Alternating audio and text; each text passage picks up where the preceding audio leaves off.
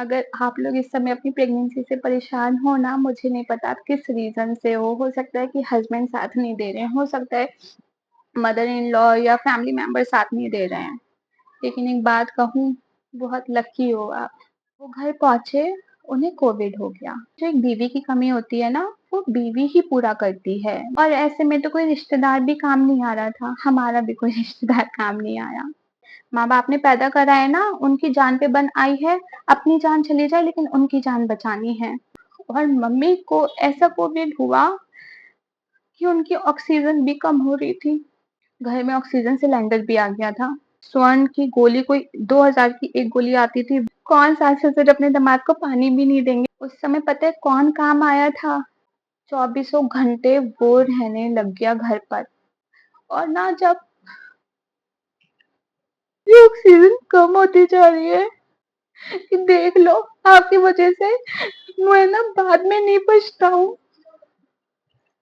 लेकिन एक pregnant lady का उस मेजर टाइम में जब कोविड की सेकेंड वेव की हाई पीक था, तब ट्रेवल करना बहुत मुश्किल था। अभी भी याद करती हूँ ना तो बहुत डर जाती हूँ। ये वापस आए 3 दिन के बाद। अब इन्हें होना था क्वारंटीन। ऐसा नहीं कि ये आगे और मैं इनको हक कर लूं। सोए ही नहीं हम। मैं जीने पे बैठी रही, ये गेट से बाहर देखते रहे, हम सो ही नहीं पाए। उस रात तो बिल्कुल ही नहीं सो पाए। जब मेरा बेबी भी हुआ ना, तो सबने कहा कि नानी पे गया है सब। हेलो माय यूट्यूब फ्रेंड्स, मैं राधिका फिर से आ गई हूँ आप सभी के साथ अपनी लाइफ की एक्सपीरियंस शेयर करने दोबारा से। टाइटल तो आप सभी ने पढ़ लिया होगा, मेरी प्रेगनेंसी कोविड में रही है। और पता है कोविड के भी कौन से फेज में? सेकेंड वेव के फेज में। और जो भी मेरी प्रेगनेंसी से रिलेटेड है वो इससे पहले मैंने एक वीडियो शेयर करी है कि प्रेगनेंसी में मेरा एक्सपीरियंस, वो जाकर आप देखिएगा कि मतलब ऐसे कौन-कौन सी चीज़ें से जो लोग कहते हैं लड़का होगी, लड़की होगी, और मेरे अंदर ऐसे उसमें से क्या-क्या चीज़ों ने इफ़ेक्ट करा और एंड में मेरे मेरे पास कौन है, बेबी गर्ल है या बेबी बॉय, उसके लिए आप वो वीडियो चेक करिएगा। अभी फिलहाल मैं अपने वो 2 मंथ्स आपको बताने वाली हूँ कोविड वाले। कोविड कोविड में प्रेगनेंसी कैसी रही थी।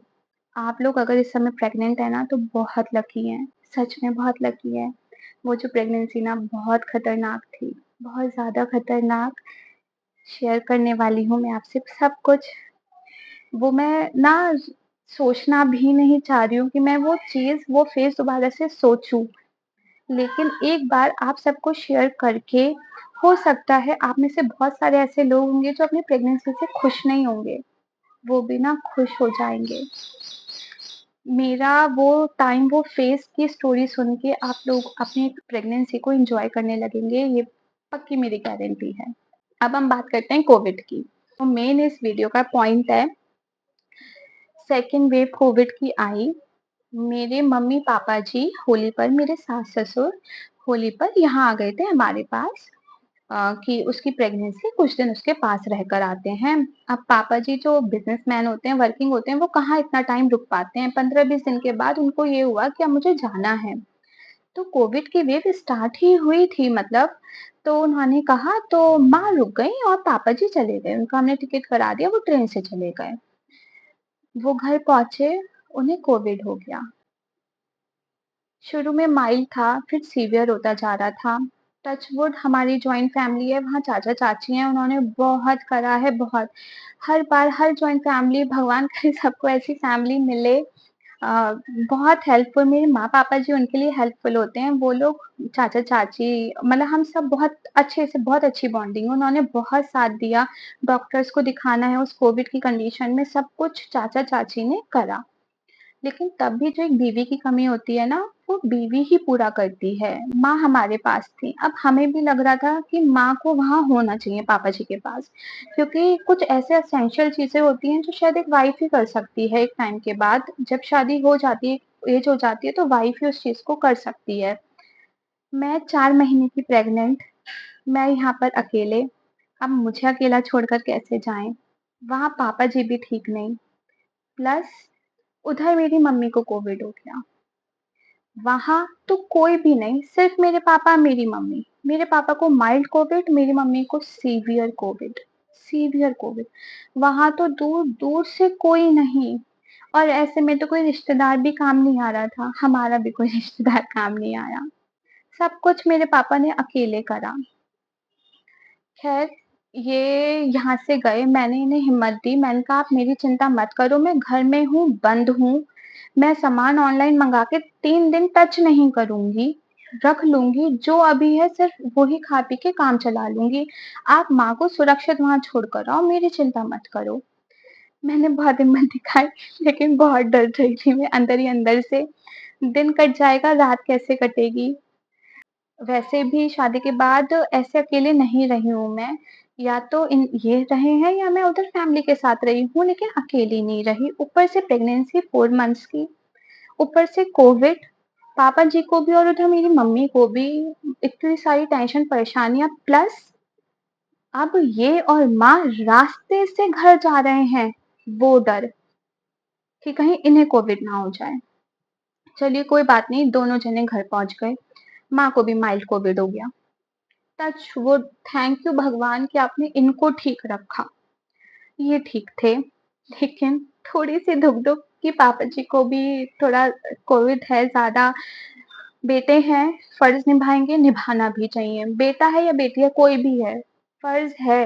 माँ-बाप ने पैदा करा है ना, उनकी जान पे बन आई है, अपनी जान चली जाए लेकिन उनकी जान बचानी है। गाँठ बाँध लीजिए ये, गाँठ बाँध लीजिए ये। उनका उनको डॉक्टर्स के ले जाना, उनके पैर भी दबाना, क्योंकि कोविड जिन्हें भी हुआ था उनके बहुत ज़्यादा तकलीफ़, दर्द हो रहा था उनके पैरों में, सब में बहुत दर्द था, उनके पैर भी दबाना, सारे काम कर रहे थे। मैं भी इनको बोल रही थी, हाँ, आप मत डरो, आप करो लेकिन आप प्रिकॉशन ले लो। जैसे स्टीम ले लो दिन में 2 बार, गर्म पानी पीते रहो, काढ़ा पीते रहो, ये सब करते रहो, और आप अपना कोई भी फ़र्ज़ से पीछे मत हटो। लेकिन कहीं न कहीं पीछे दिल में बहुत धुक-धुक थी। क्योंकि ये भी तो था ना उनका, मैं भी तो थी ना उनकी। चलिए कोई बात नहीं।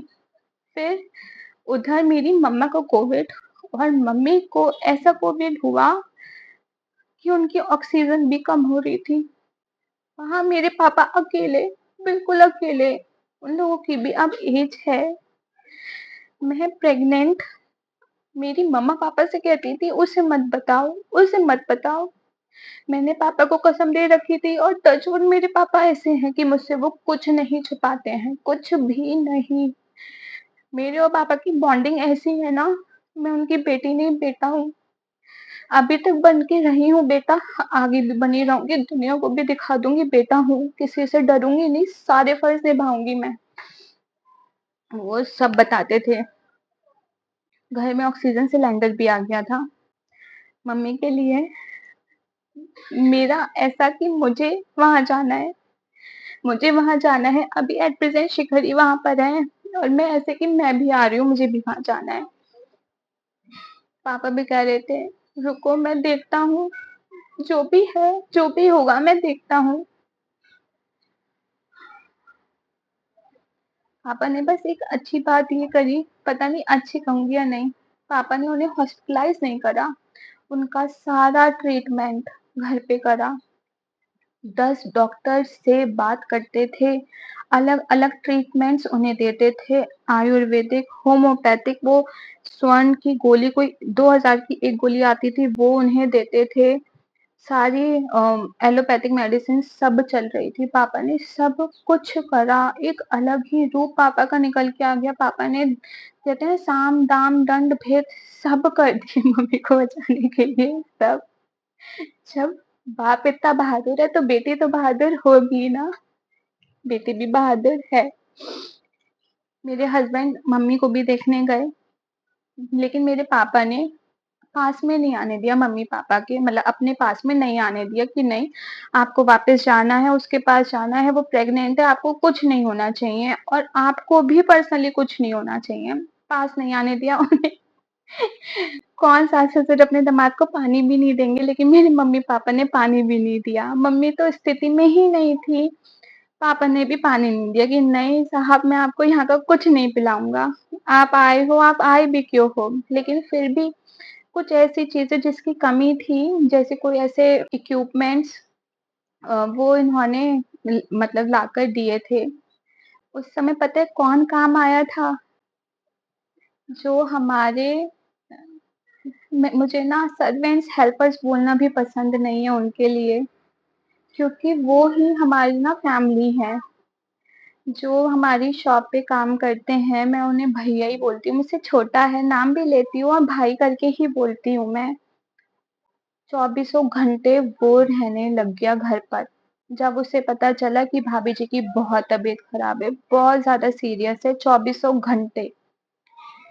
खाना भी कैसे बने घर का? मम्मी का अलग खाना बनना था, पापा का भी, मतलब पापा वही खा लेते लेकिन कुछ बनना तो था ना, भले मम्मी नहीं खा पाई थी लेकिन कुछ तो खाना था ना। तो जो हमारे घर पे काम करती हैं, वो हमारे सारे काम करती थीं, बस खाना नहीं बनाती थीं, वो मम्मा ही देखती थीं। वो आंटी सुबह 8 बजे से रात को 8 बजे तक घर पे रहने लग गईं। जिस दौर में पूरी दुनिया डर रही थी कि पास नहीं आना, टच नहीं करना है, उस टाइम पर मेरे हेल्पर्स ने इतना साथ दिया। मेरे हेल्पर्स ने, मेरे फैमिली मेंबर्स ने इतना साथ दिया।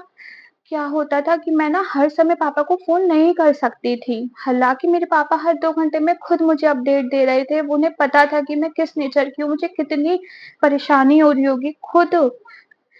अब लेकिन पापा को डॉक्टर से बात करनी है, मेडिसिन मँगवाने के लिए किसी से बात करनी है, कहीं कुछ लेने गए हैं, मम्मी को देख रहे हैं, कंपाउंडर आया है, कुछ उन्हें ड्रिप लगानी है, कुछ काम के लिए, सब पापा देख रहे हैं। बार-बार उन्हें कैसे फ़ोन कर सकती हूँ? तो जब घर पे मेरा भाई था, भाई मेरा मतलब आप समझ जाइए, अभी की बात करी है मैंने, मैं उनको उसको फ़ोन कर लेती थी कि अब कैसी हैं मम्मी? अब कैसी हैं मम्मी? और ना जब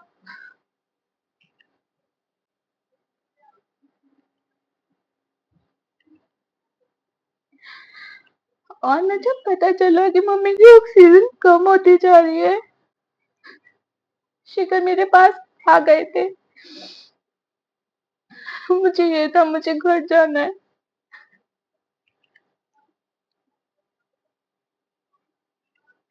मैं नहीं रोक पा रही थी खुद को। मुझे ये था कि ये टाइम पे मेरे मम्मी-पापा को मेरी ज़रूरत है, मुझे घर जाना है। शिखर ने मना नहीं करा, लेकिन एक प्रेग्नेंट लेडी का उस मेजर टाइम में, जब कोविड की सेकंड वेव की हाई पीक था, तब ट्रैवल करना बहुत मुश्किल था। तब भी शिखर ने मना नहीं करा। इन्होंने बोला कि एक बार पापा कह देंगे, मैं तुम्हें लेकर चलूँगा, तुम चिंता मत करो। मैं उनसे ऐसे कहती थी कि देख लो, आपकी वजह से मैं ना बाद में नहीं पछताऊँ।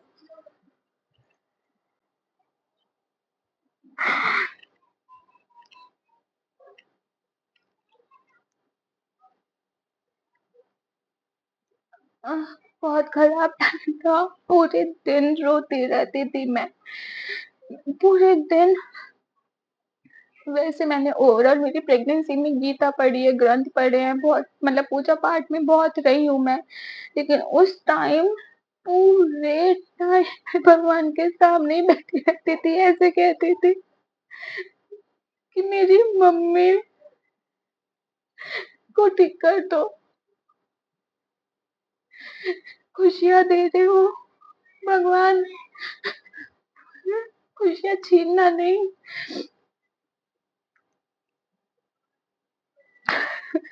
सॉरी, अभी भी याद करती हूँ ना तो बहुत डर जाती हूँ। भगवान की दुआ से मेरी मम्मा स्वस्थ है, ठीक है। कोविड की वजह से थोड़ी-सी डायबिटीज़, शुगर हो गई है, लेकिन वो बहुत कंट्रोल में रहती हैं, सब कुछ ठीक है। ठीक हो गई मेरी मम्मा। मेरे पापा मेरे लिए और शायद मम्मी के लिए ना भगवान के दूसरे रूप हैं, जो ज़िंदगी बचा के लाए हैं। घर में ऑक्सीजन सिलेंडर तक आ गया था। मतलब ऐसी कहीं पे कोई कमी नहीं छोड़ी थी, अपना 100 नहीं 200% दिया पापा ने और मेरी मम्मा बच गई। उधर मेरे पापा जी, मेरे ससुर, उन्हें सीवियर कोविड था लेकिन ऐसा नहीं था कि ऑक्सीजन की कमी या बहुत ज़्यादा, मतलब ऐसे डर की बात नहीं थी। लेकिन उनके साथ क्या दिक्कत हुई, उन्हें खाँसी हो गई। इतनी ज़्यादा खाँसी कि लग रहा था ये साँस भी कैसे ले पा रहे हैं, इनके सब दर्द हो गया था, वो खा नहीं पा रहे थे, पी नहीं पा रहे थे क्योंकि हर समय खाँसी। घर में से किसी भी फैमिली मेंबर को फ़ोन करो, उन्हें तो कर ही नहीं पा रहे थे पूछने के लिए कि आप कैसे हो? क्योंकि उनसे बोला ही नहीं जा रहा था। घर में जिस भी फैमिली मेंबर से बात करो, पीछे से खाँसी की आवाज़ पूरे टाइम आती रहती थी। ऐसा लगता था कि हम क्या कर दें, क्या नहीं कर दें? उस समय ऑनलाइन चीज़ें भी ना कुछ भेजना इतना डर की बात हो गई थी। हालाँकि वहाँ जो सब लोग थे उन्होंने कहीं भी कोई कमी नहीं छोड़ी। लेकिन जब हम दूर होते हैं ना, उस सिचुएशन में नहीं होते, तो हमें लगता है हम कैसे क्या ठीक कर दें? हमें क्यों ऐसा लगता है कि हम शायद वहाँ होंगे तो ऐसी चीज़ नहीं होगी, हम कुछ तो कर सकते हैं, कुछ तो कर सकते हैं। जबकि वहाँ पे एट प्रेज़ेंट जो लोग हैं वो हमसे ज़्यादा अच्छा कर रहे हैं, बहुत ज़्यादा, लेकिन तब भी हम वहाँ नहीं हैं, उस चीज़ की बहुत कमी मतलब महसूस करते थे। उसके बाद ये वापस आए 3 दिन के बाद, उन 3 दिनों में रात में मैं मेरी नेबर को बुला लेती थी सोने के लिए, क्योंकि कहीं न कहीं थोड़ा डर लगता था। ऊपर से सिचुएशन ऐसी कि पापा जी और मम्मी दोनों की तबीयतें बहुत खराब, पूरे टाइम दिल में दिमाग में वही चलता था, तो ये लगता था रात को थोड़ा-सा मतलब डर नहीं लगे या कुछ नहीं हो, तो नेबर को बुला लेती थी। अब नेबर रात को 11-12 बजे आती थी। जो भैया थे वो सुबह ए शिफ्ट में मतलब ऑफ़िस जाते थे 4 बजे, तो वो 4 बजे घर चली जाती थी। तो वो बस 4-5 घंटे के लिए आती थी, लेकिन जो वो मेन टाइम वो 4-5 घंटे ही है, वो हाँ, मेरा अकेले नहीं बीतता था। लेकिन सच कहूँ तो वो 3 दिन मैं सो नहीं पाई थी। बहुत डर, वैसा नहीं कि मैं अकेली हूँ, लेकिन पेरेंट्स का डर, इनका बाहर का डर, इन्हें कुछ ना हो जाए उसका डर, बहुत डर। पहुँच गए, 3 दिन निकल गए, पापा जी को ठीक कर दिया। मतलब जब वो सीवियर कंडीशन से बाहर आ गए, ये वापस आए, सफ़र का डर। वो तो बहुत अच्छा है कि ट्रेन में जिस बोगी में ये थे उसमें कोई नहीं था, कोई भी नहीं था। बहुत अच्छी बात है, तो ना ही कुछ वो मिल रहा था उस समय ट्रेन में चादर-वादर कुछ नहीं मिल रही थी, वो भी अच्छी बात है, कोई बात नहीं। बहुत सँभाल के रहे, इन्होंने अपना पूरा ध्यान रखा। ये यहाँ गुजरात आ गए। रात को पहुँचे थे 3 बजे, आ गए, सफ़र करके आए हैं, कोविड्स के लोगों के पास से आए हैं। अब इन्हें होना था क्वारंटीन। ऐसा नहीं कि ये आ गए और मैं इनको हग कर लूँ, ऐसा नहीं। इन्हें होना था क्वारंटीन। हमारा बेडरूम त उस घर में ऊपर था। मैं ऊपर सोई, गेट खोला मैंने, ये इन्होंने कहा दूर हो जाओ, दूर हो गई, ऊपर चली गई। इन्हें पानी भी नहीं दिया मैंने कि नहीं मैं खुद से ले लूँगा, मुझे जो लेना है तुम बस एक कोई बॉटल निकाल के, ग्लास निकाल के किचन से अलग रख दो, मैं कुछ नहीं छूऊँगा, क्योंकि तुम्हें तुम्हारा खाना-पीना, खाना बनाना बहुत ज़रूरी है, मैं कुछ छूऊँगा नहीं। इन्होंने नीचे वाले रूम में, ये क्वारंटीन हो गए, उसमें सो गए, सोए ही नहीं हम। मैं जीने पे बैठी रही, ये गेट से बाहर देखते रहे, हम सो ही नहीं पाए। उस रात तो बिल्कुल ही नहीं सो पाए। ये था कि जब तक टेस्ट नहीं करा लेंगे ये, तब तक मतलब तब तक हम नहीं पास में आएँगे, हम न दूर-दूर ही रहेंगे। जो मेरे लिए शायद अच्छा था, मेरे बच्चे के लिए अच्छा था, हम दूर रहे। उधर मेरी मम्मी की हालत और खराब होती जा रही थी।